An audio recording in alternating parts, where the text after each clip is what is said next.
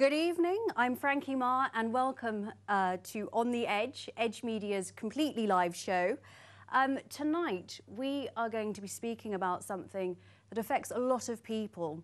We're going to be talking about UFOs and specifically, I don't know if you're aware, but on May 2008, the chief astronomer from the Vatican said that the existence of extraterrestrials actually didn't contradict church teaching.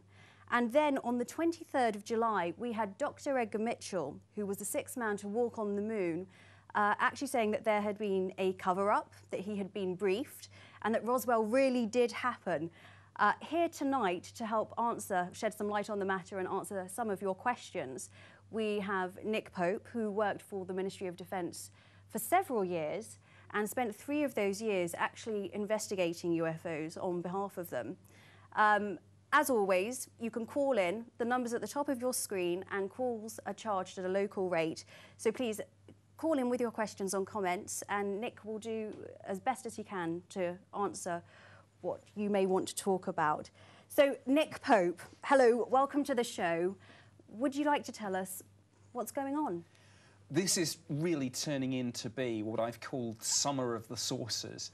You've mentioned in your intro there a couple of the things that have happened, these extraordinary statements that we've had, but there's been much more. In May this year, the Ministry of Defence, where I worked for 21 years, started what's going to be a 3 to 4 year process to release its entire archive of UFO files, going back decades. Tens of thousands of documents are now beginning to see the light of day. And just one boring statistic, but actually it's not, I think it's quite telling, just the level of public interest in this. Within, I think, about 2-3 weeks of the National Archives putting up the first batch of files on the website, there had been about 2 million downloads of this material. And the whole subject had been covered on the media, not just here in the UK, but on major US shows as well. So I think that was one of the things that started off this interest. Actually, by a coincidence that has actually sparked a few conspiracy theories, the Vatican statement that you mentioned happened within about 2 days of that. And a lot of people said, well, you know, these things happening at once, are we being softened up for something here? It's a conspiracy theory I hear quite a lot. Is this all? And what do you think? Are we being softened up? No, I don't think so. I think just sometimes you do get all these things hitting at once. I don't for a moment suppose that this is part of an orchestrated campaign, as has been suggested on some websites and blogs and forums. Some orchestrated campaign to get us ready for the big announcement. I mean, I've heard this before in this subject, I'm afraid, that you have these things happen and then you get people saying, the government are going to tell us we're not alone. And it's never happened. OK, if it does, I'll eat my hat. Right, but there are people in the government that have come forward and said that these things actually have happened. I mean, there are senators in the United States, aren't there, and various different politicians. We just haven't had an official statement from a government as such. Oh, there are certainly some very, very big hitters in America and indeed here in Britain who have said, yeah, very much we believe that this is a real phenomenon. Recently, of course, in the presidential campaign, one of the candidates, Dennis Kucinich, it was revealed that he'd seen a UFO, actually at Shirley MacLaine's house, so that's a nice little tie-in. One wonders what they were getting up to. Then Fife Symington, who's a former 2-term governor of the state of Arizona, said in relation to a very famous wave of UFO sightings that happened in Phoenix in 1997, he said, not only, he said, was this absolutely real, and I was governor at the time, he recently said, but I saw it too. And the really interesting thing is that... Didn't he deny it at the time when he was in office? This was really famous. He held a press conference where he said, we've found the culprit. And out onto stage came his chief of staff dressed up in an alien suit. So he debunked the whole thing. He has now said, look, I'm really sorry that I did that. He said, but things were getting out of hand. There was mass hysteria. Hundreds of calls were coming in. But isn't that precisely why we're not going to get a major statement by a government, because they wouldn't want to take responsibility for, as you've spoken about, perhaps the ensuing panic? Well, I don't know. I mean, I think, you know, that situation was quite extraordinary. I think one of the other problems, if there is some big secret that the government or several governments are going to release, one of the problems is actually a constitutional one, because it's one thing to say, we've found alien life and here it is. The problem is, but we've been lying to you about it for 60 years by previously denying it. So that's a constitutional problem. Right. OK, now, we've got so much to talk about. Let's concentrate on a few issues. I mean, first of all, Dr. Edgar Mitchell, the sixth man to walk on the moon, and he was on, I believe, 3 of the Apollo missions. Graduated from MIT, one of the most highly regarded astronauts of our time. Surely what he says is credible, but then wasn't there a statement released by the American government, or was it? NASA released a statement, right. Yes. And NASA, obviously for the reasons you've said, this guy is an all-American hero. You have to be very, very careful in America about making any criticisms of the astronauts. NASA said, it was a very interesting statement, they said, Dr. Edgar Mitchell is a great American, but we do not agree with him on this issue. Right. Then Edgar Mitchell was, and they went on to say, NASA isn't covering up the truth about UFOs. Edgar Mitchell turned round when he was quizzed about this afterwards and said, yeah, but it's not NASA that have the lead on this. NASA probably don't even know about this, some of this stuff.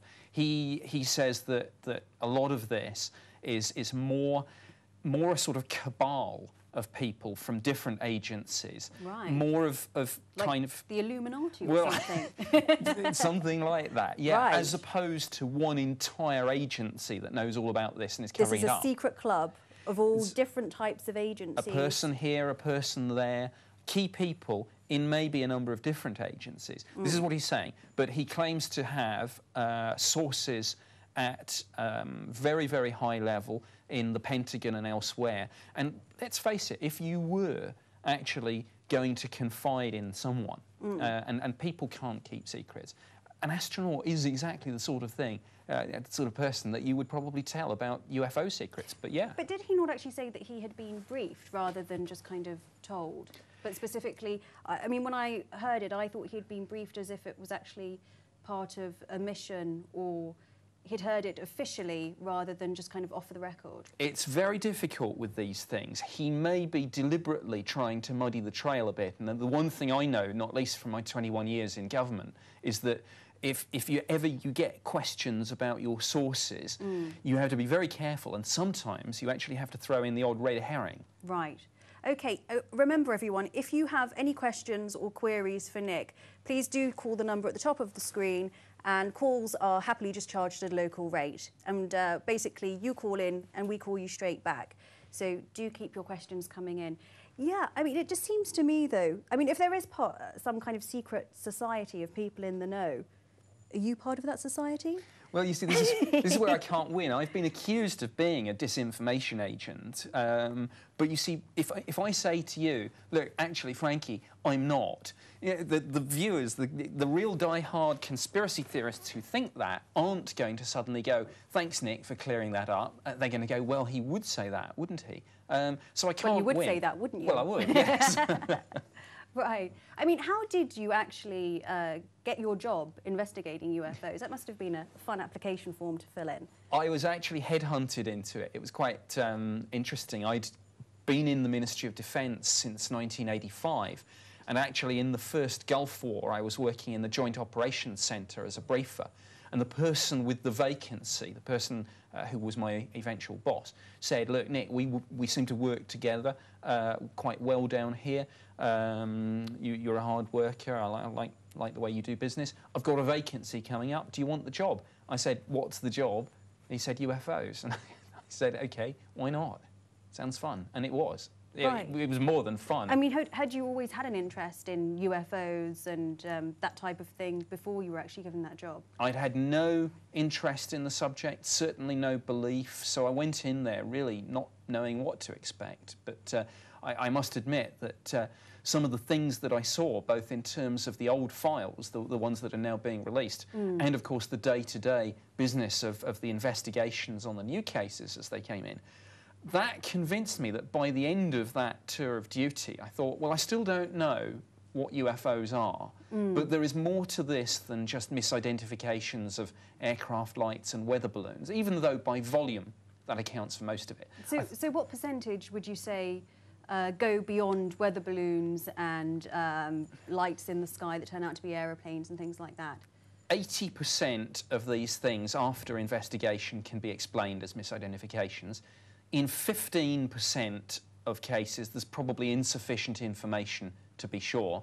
5%, very interesting. And into that 5% go sort of cases where UFOs have been seen by commercial airline pilots, by military personnel, sometimes by RAF pilots, cases where these things have been tracked on civil and sometimes military radar, performing extraordinary speeds and manoeuvres, those sorts of cases. And do you personally believe that UFOs may be extraterrestrial in origin? Or do you think maybe they're just secret government projects from other governments? Well, I can't rule out the idea of extraterrestrial visitation. I mean, I think it would be foolish given the evidence that is beginning to come out, that will come out over the next few years in these files, for example. So I can't rule it out. Neither can I sort of prove it to people. There really isn't, as I say, a sort of spaceship in a hangar type smoking gun. If there is, I haven't seen it. So you've never seen a UFO yourself? I've never seen a UFO, let alone anything more exotic in an Air Force hangar. No spooky experiences at all? No, not really. But in a sense, I think that kind of gives me an advantage, because it means that as somebody who used to have this as a job for the government, as somebody who now commentates on it in the media and writes about it for the newspapers, for example, I can do so in a fairly dispassionate way, and I can sort of say, look, I'm not some believer trying to ram a view down people's throats, but this was my job. I did this for the government. This is what I know. Now, more about the MOD files being released. So when exactly were they released? May 14th was the day that the first batch went online. Why are they being released in batches? Because it's just such a massive job. Because there are... Don't forget, the MOD has been investigating UFOs since the 50s, and to date there have been about 11,000 sighting reports. And what we're dealing with is not just the files on those, but policy files, correspondence files, media files, parliamentary files, all sorts of different aspects of government handling of this issue. So there are literally tens of thousands of documents, and of course under the terms of the Freedom of Information Act, somebody has to go through these word by word and make sure that we're not inadvertently releasing something that should be kept back. For example, names and addresses of witnesses are protected quite properly, of course, under the Data Protection Act. Another example would be if you were talking about the capability of a military radar system to track a UFO. Of course, you wouldn't want that. So you really do have to go through these thousands and thousands of pages with a fine-tooth comb, and that's why it's going to take 3 to 4 years. So how much was actually released in the first batch? There were 8 files, but of those files, I mean, file sounds actually quite innocuous. One of those files had about 450 pages of documentation. So just in this first lot, there was about 2,000 pages. Right.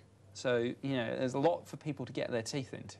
Okay. And I mean, is there, for people who are interested in it and do want to look at it, I mean, are there any, for example, I know on your website, did you write something or... Yes. I mean, what happened was I'd actually, because of the job I did for the MOD, the National Archives asked me to come in earlier in the year to review the files for them, and to pick out some of the cases of particular interest. Some quite fun and quirky cases, but some of the more difficult to explain ones. So all the media stories on this tended to focus on cases that I'd helped them pick. Right. So I think just, you know, if you look for any of these stories in the media and things, you'll find the interesting stuff. Right. Now, I mean, I've met quite a few people who've had experiences, seen UFOs, and for some of those people, it can be incredibly traumatic with regards to not being believed by family and friends. And I mean, one of the things that you did that I found interesting is that you would regularly liaise with the late Dr. John Mack.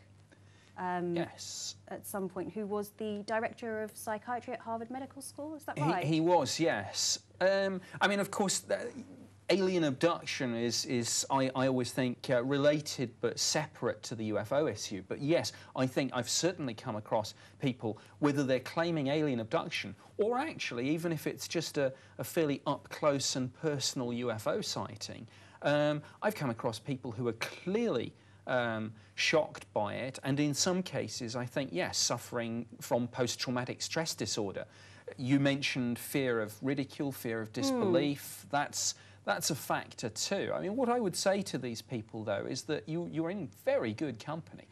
But I would say, I mean, for example, I know that, I mean, out of the people that report that they have seen something to you personally, how many of those people are willing to go public about what they've seen? Oh, with UFOs, a handful. With alien abductions, I could probably count the number of people on the fingers of one hand. So these are not people after their 15 minutes of fame. In a percentage, what would you put that as? Oh, I mean, absolutely tiny, less than 1%. Really? Yeah. And that is from fear of ridicule? It's fear of ridicule, it's fear of disbelief. It's also often because they haven't sometimes told family and friends. They Right. will come to me because of my government background, but be reluctant to share it with family, let alone the wider public. Okay, thank you very much, Nick. Again, if you've got any questions or queries for Nick, do let us know. We're taking our first break now. See you in 5.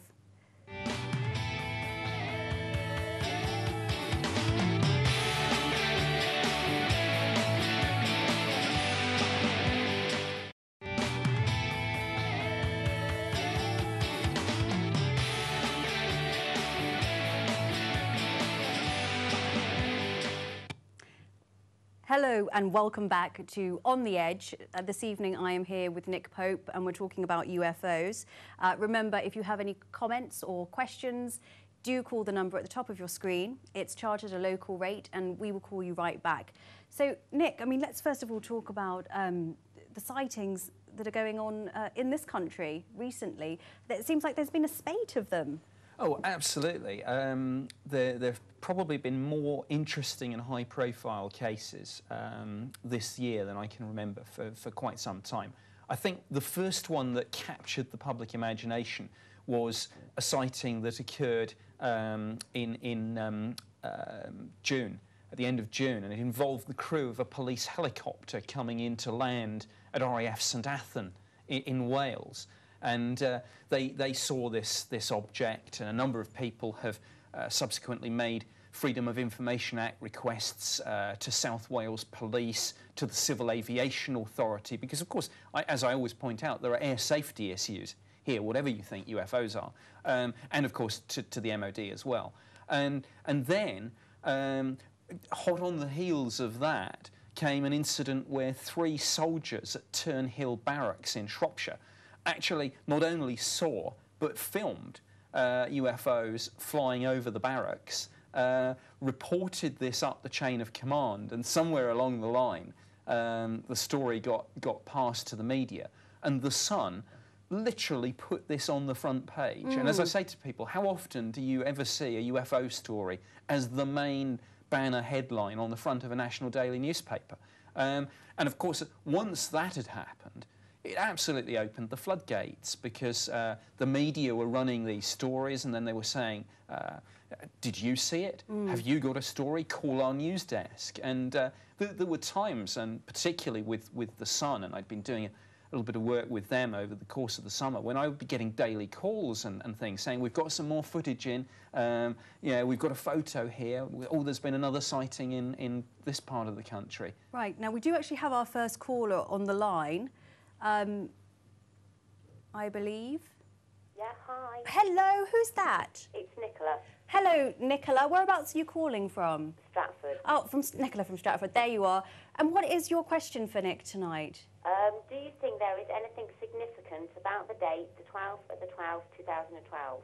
Ooh, that's a good one. Well, I mean, this Thank you, Nicola. Well, this is, of course, the whole Mayan calendar, and there are many, many people who believe that this date, which marks, as many Mayan enthusiasts believe, that not only the end of the particular cycle, but indeed the end of days. So in many people's minds, 12-12, you know, of 12, has become synonymous with sort of the end of the world. I mean, I'm tempted to say, well, we've been here before with Nostradamus in 1999 and things. There are many other people who take a related view of this 2012 business, and they say, we don't believe it's going to be the end of the world in a literal apocalyptic sense, but they believe rather that it's going to be the end of a sort of particular phase, that the world, there's going to be a sort of shift of consciousness, as it were, and that we're going to move into, whether you call it the age of Aquarius, whether you call it just a paradigm shift, something like that. But yeah, absolutely, if you Google 2012, you don't just come up with the Olympics. Interestingly, you get a few conspiracy theories linking 2012 and saying maybe something will happen at the Olympics, maybe some big sort of announcement, some big demonstration. But no, you'll get millions of hits on the whole Mayan 2012 calendar business. No, yeah, it's fascinating. It's fascinating. I think definitely something that's worth looking into. We have our next caller now, who is Bernie from Eccleston, I believe. Hello, Bernie. Hello. Hello. Oh, no, from Elstree. Hello, Bernie. Sorry about that. Bernie, what would you like to say to Nick this evening? Well, as John Mack was an eminent psychiatrist, I'm just very interested to know what you personally thought of his exchanges with you and the content. OK, thanks for that, Bernie. Well, yeah, I met John Mack several times, and I had tremendous respect for him.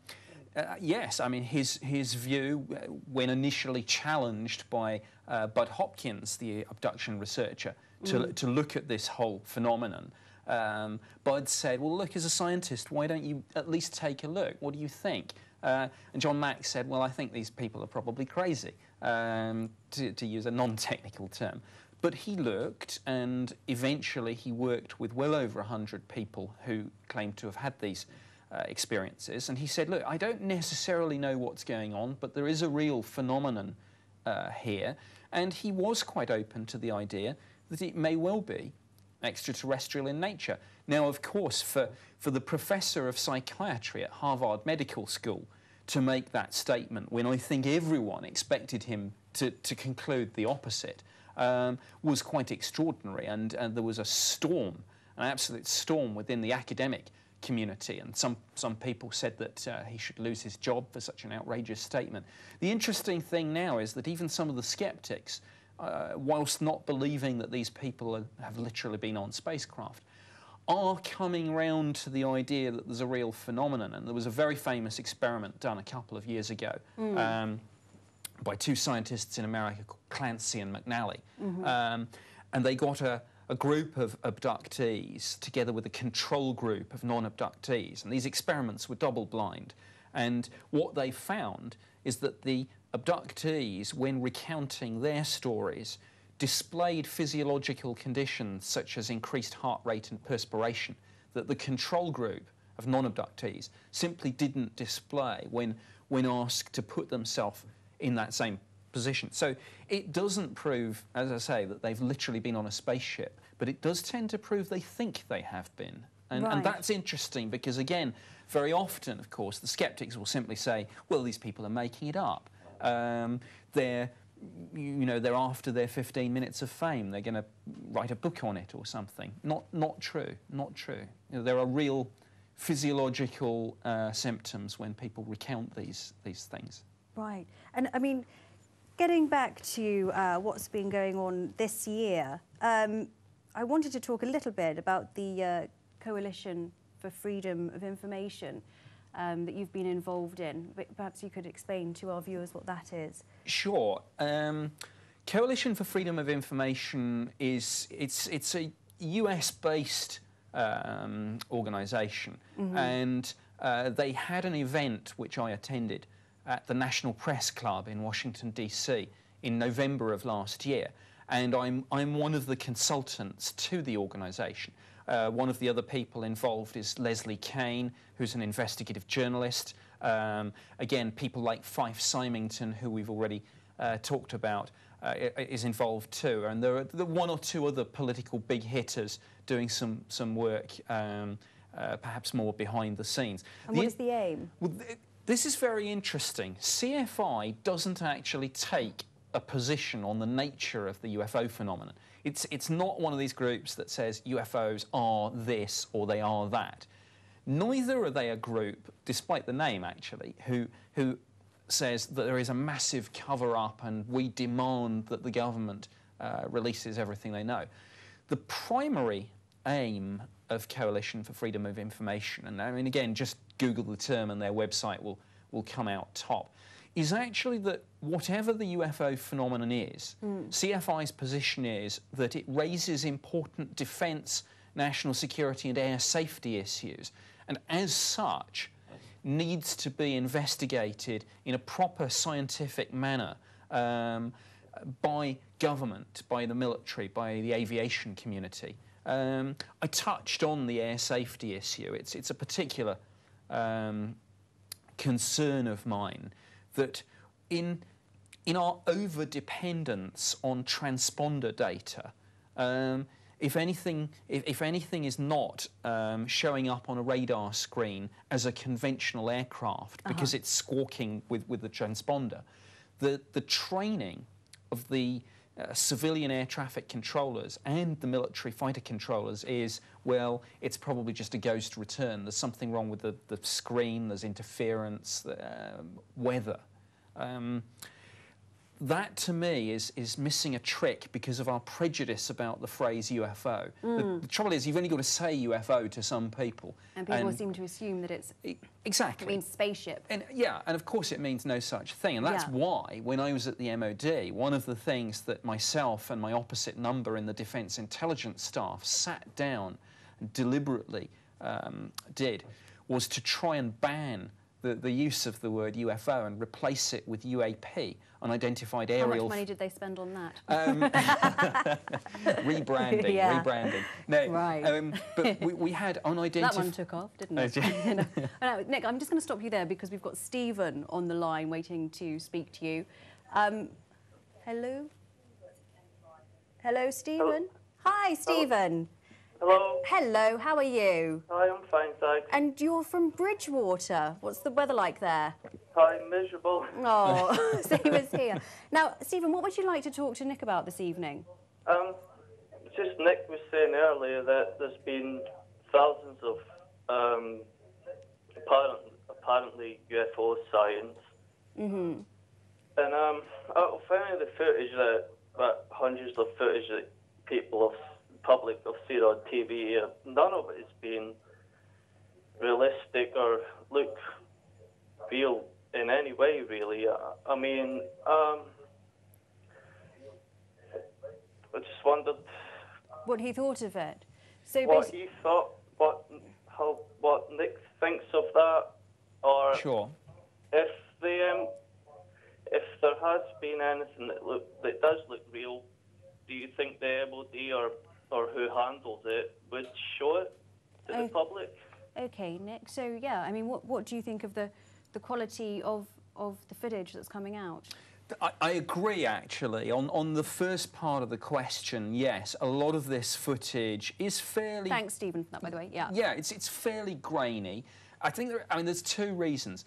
A lot of what we're seeing now, is people taking film footage on their mobile telephones. And although that means a higher percentage of people who see a UFO now get it on film, even with the technology where it is now, the resolution is not that good. I think there's an exciting period coming up as the technology gets better and better, and I confidently predict that we're going to see much clearer footage. But that's, I think, the reason why some of it's a little bit indistinct. The other reason, actually, is that many people, when they see a UFO, they're so excited, they're shaking. They're literally shaking. And sometimes they're shouting to their friends, come and have a look at this. So, yeah, I agree. On the second part of the question, I mean, I think, bear in mind, of course, MOD doesn't hold the copyright to any of this material that comes from the public. While over the years there may have been, well, there has been gun camera footage, say, taken by military jets of UFOs, and there have been some chases in British skies. There's no doubt about that. But footage that you know, you or I might take and send to the MOD, of course, would be our copyright, and it's not for the MOD to then do anything with it. But there are loads of UFO sightings and videos on YouTube. I mean, some really good hoaxes, things that are obviously hoaxes. That's the problem. That's the problem with some of the sophisticated computer programs these days, and some of the people using YouTube and similar sites as a place to showcase their talents. There's a big incentive for people to actually make a hoax.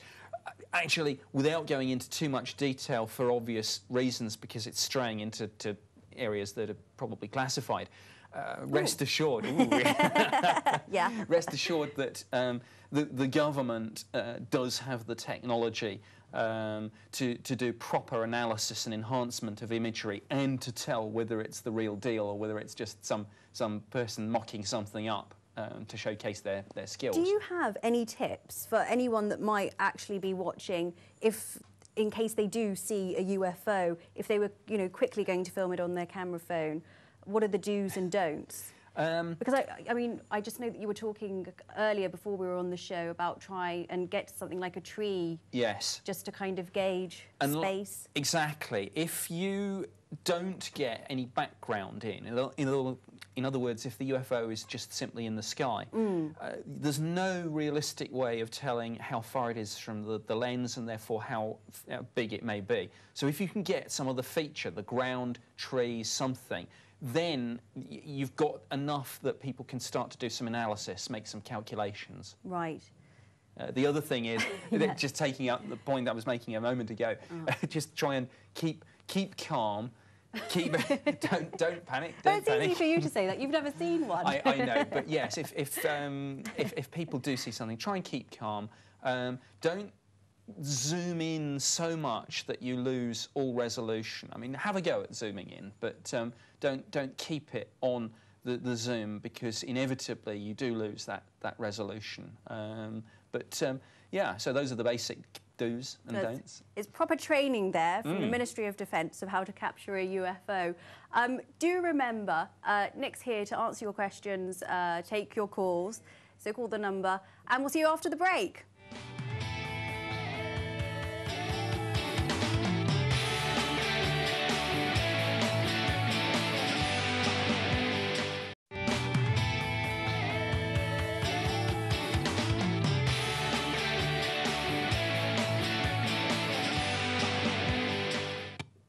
Hello and welcome back. I'm here this evening with Nick Poppe, who investigated UFOs on behalf of the Ministry of Defence for 3 years and is probably one of the world's leading experts on the subject now, I believe. I mean, you travel around the world and lecture, and I've seen you on Larry King a couple of times, in fact. Yes, I've been on Larry King Live. And I've seen you with Robbie Williams as well, I believe, not long ago. Yes, that was quite interesting. I got an email out of the blue from Robbie saying that he was interested in this subject. He heard that I was speaking at a conference in the States where he lives now.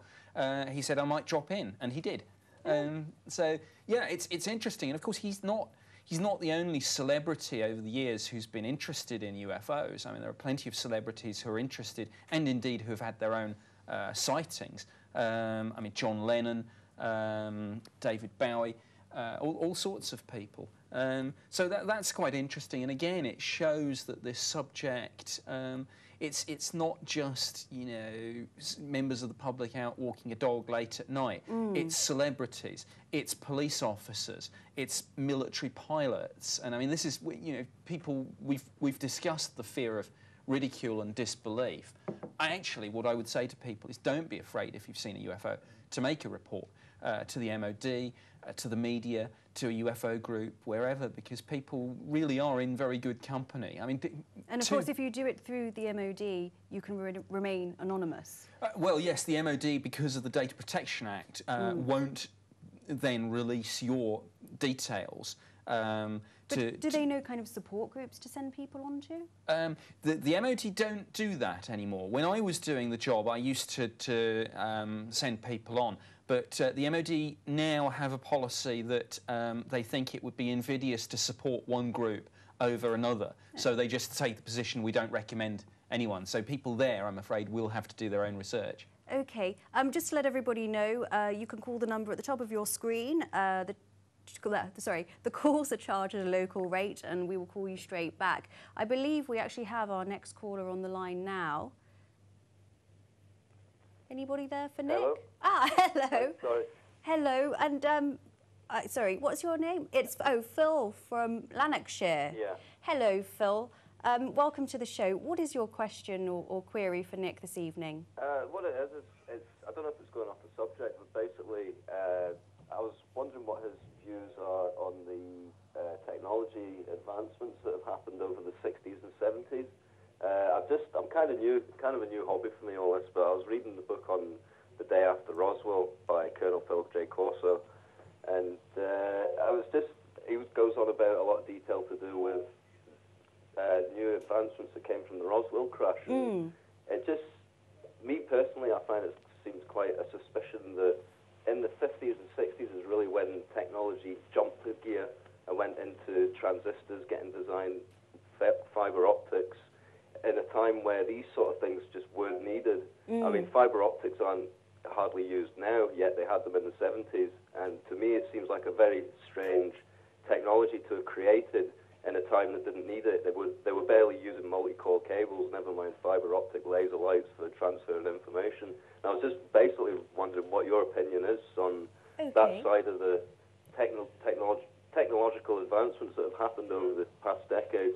Yeah, that's an interesting question. Thanks very much for that. Nick, what's your take on it?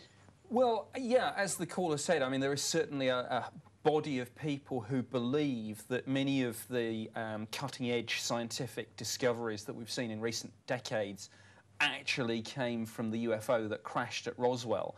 And there are many people who believe that this technology is gradually being seeded out through, of course, predominantly American companies to get the technology out there, but to make sure America maintains the advantage. Just to bring it back to the subject, Dr. Edgar Mitchell said that absolutely Roswell did happen. Yes. And he should know. He's been on the moon and 3 Apollo missions. Well, yes. I mean, that is interesting. And, of course, it's not just Edgar Mitchell. Recently, there's been a lot of so-called deathbed testimony from the last few people who were actually there when Roswell happened in July of 1947, including Walter Haut, the public relations officer at the Army base. And he, in a signed affidavit that came out recently, said, yes, it was real, there was a crashed spaceship, there were aliens. I don't know, I'm not sure whether... I'm not sure what to make of this, to be perfectly honest. And to go back to the caller's question, I think one could say that there have been other periods in human history where there's been a sudden acceleration of technology. And are we supposed to say in all those cases that it's aliens? I mean, one could say, look, what about the Industrial Revolution? One could say, what about the other thing that, of course, really drives technology on is war. Or the pyramids, though. I'm not convinced, because I think with arguments, it's very dangerous to go down. I'm slipping into skeptic mode here, and why not? I think it's dangerous to go down this kind of aliens built the pyramids kind of route, because it's actually a bit disrespectful to the engineering skills of the ancient Egyptians. And it also omits to mention the fact that almost the entire resources of the state were brought to bear on this one particular project in a way that you simply don't have in any modern country now. Okay, now we have our next caller on the line, I believe, for you, Nick, this evening. Hello, are you there? Hello? Hello, Mike from Camberley. How are you doing? Yes, I am very well, thank you. Welcome to the show. Thank you very much. What would you like to ask Nick? Well, you've been talking about UFOs, obviously very interesting, but obviously I was just interested, obviously you've got Sumerian culture, the Dogon of West Africa, and obviously Viracocha, who emerged from the sea. So I was wondering, what do you think about USOs, obviously unidentified submerged objects? Very interesting. Yes. Have you ever investigated any of those? I've come across one or two cases, yes, involving Navy. Thanks, Mike. Yeah. Yeah, there are some cases where, for example, over the years, Royal Naval personnel have seen UFOs, but in some cases in the skies. But there have certainly been cases where witnesses, both military and civil, have seen UFOs come out of the sea and indeed go into the sea. And it's interesting. We've been talking about Edgar Mitchell. It's a nice soundbite, but it's actually true that through our powerful telescopes and things, we probably know more about the surface of the moon than we do about some parts of the ocean. And in terms of it being unexplored, what's your take, though, on the whole? I mean, he was talking about the Sumerian, and I mean, I know that there's kind of like a body of people who believe in Atlantis and the crystal skulls, and, you know, do you have an opinion on that? I think, I mean, there are many, it is always interesting when you get, as the caller mentioned, what I think you would term a cross-cultural myth or legend, because the argument is, well, how did these legends of people coming up out of the oceans arise in so many different parts of the world, seemingly independently? Is the answer, could the answer not be because they're linked, because it really happened? And yeah, I mean, all I can say is, yes, it's very interesting. I'm aware of those sorts of claims. It's not something that I've researched personally. It falls into what in government we used to call the interesting if true category. What other things? I mean, when you worked for the MOD investigating UFOs, did you investigate anything else? I mean, oh, absolutely. Crop circles, yes. ghosts? You can't have a UFO project without finding that anything weird and wonderful comes your way, even if it's not in the terms of reference. So yes, alien abductions, crop circles, ghosts on military bases, even remote viewing. And it was very interesting, this whole psychic spying business that a year or so ago the MOD released, and it's still there on their website, a report, a study, classified, secret UK eyes only. Sorry. Now, we will talk about that in a minute. We've got our next caller on the line, Steve from Leicester. Hello, Hi, Steve. Hello. I'd like to ask you, what's the fastest speed that a UFO has been caught on radar, and how does that compare to today's modern aircraft? OK, thank you for that, Steve. The fastest that I'm aware a UFO has been tracked on radar is about 20,000 miles an hour, I think. I can't recall offhand whether that's come from a conventional air traffic control or a military radar, or from somewhere like the Ballistic Missile Early Warning Centre at Fylingdales, which of course has space tracking radar. It's certainly considerably faster than any conventional aircraft that we've got. Now, of course, whether, you know, as many people say, well, couldn't some of these UFOs be secret prototypes, black projects? And of course, yes, as I always say, there will be things flying around that you won't see at the Farnborough Air Show for a few years, much as stealth was flying for many years before it was publicly declared. But yeah, it's not just, the interesting thing is, it's not just the speeds though, it's the manoeuvres.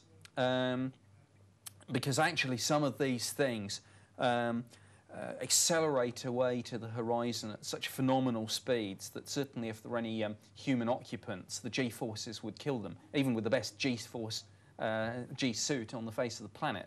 So the thing... To your knowledge. To my knowledge. Yeah. The thing that makes the UFOs interesting when they're tracked on radar is it's not just the speed, it's the combination of the speed and manoeuvres. And there was a very, on that point, there was a very interesting case in Belgium a few years back where UFOs were tracked on radar. They scrambled F-16s to intercept. The pilots tracked the UFOs on their airborne radar, and a game of cat and mouse ensued in the Belgian skies. But just to finish that point about the remote viewing, yes, this absolutely incredible report, classified secret UK eyes only, placed on the MOD's website after a Freedom of Information Act request. And they more or less tried to bury it, didn't they? They put it like this: the word psychic or ESP or clairvoyant was nowhere to be seen on the front page. And yeah, they did their best to sort of say that this was a routine academic study into what they termed what people might be able to see. Actually, it was about psychics. Yeah. No, now, we have Kirk from Cornwall. Listen, I'm on. Hello. Hello? Hi, Kirk. It's Frankie. Hello, Frankie. How you going? Yeah, really well, thank you. Didn't know if we were going to get you there or not for a minute. Now, what's your question for Nick? I was wondering, Frankie. Obviously, you know, everyone has seen the UFOs and stuff. There's debate about whether they really exist. All right, well, let's take it that they do. Okay. Now, the question is, obviously, let's take it for granted that they do. Surely then that's going to cause some sort of upheaval and some sort of thing in the Vatican and the religious sort of sects and stuff who say, you know, obviously the universe is just created for us and stuff. All of a sudden, it's proved that now you have another civilization. Isn't that going to go down badly? Well, we've talked, of course, about the Vatican's chief astronomer just back in as recently as May, saying that the existence of extraterrestrial life would not be contradictory to the teachings of the Church. Now, you know, some people have suggested they know something and they're just trying to kind of hedge their bets. But actually, you know, through a combination, when the opinion polls are taken on this issue, consistently over 50% of people believe in this sort of thing anyway. So on the day they do announce something, if that day comes, I think an awful lot of people will actually say, yeah, I kind of figured that there was something like that. So I'm not sure there would be the undermining of world religions, panic in the streets, things like that. I think people would say, yeah, so what? We always knew it. Okay, yeah, no, that's very interesting. I mean, sorry, getting back onto the psychic spies, do tell us a story of what happened with the psychic spies being released, because I heard that you spoke to a journalist about it and they were then contacted by the... Oh, yes, the MOD press office. It was very, very amusing. I had passed this story to a contact of mine in the media. They had phoned the MOD press office to say, look, we're interested in what you might know about this. And calls had gone unanswered, no one had gotten back. And then at the last moment, she left a message and said, oh, by the way, we do have this secret UKISA document and we are going to run a story. They then, within about 20 minutes, phoned her 4 times, leaving increasingly desperate messages on her phone, all of which tried to convince her, no, it's not really a story, it's just a routine academic study, nothing to worry about. Excellent. Well, Nick, I mean, we're almost out of time this evening, so I'd just like to thank you for coming on the show, and I hope you'll be back again in the future.